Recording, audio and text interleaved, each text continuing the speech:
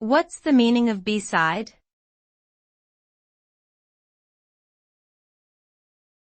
B-side.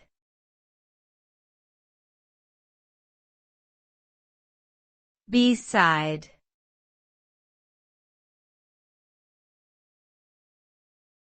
B-side.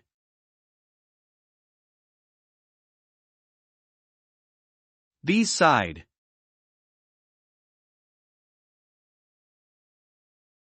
B-side is a term that originated in the music industry.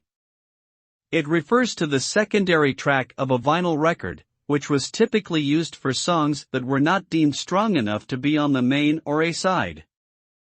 Over time, the term has evolved to refer to any secondary or lesser-known aspect of a product, service, or experience.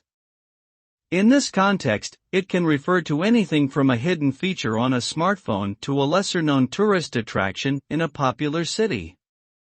B-sides are often overlooked, but can sometimes be hidden gems that provide unique and unexpected value to those who seek them out.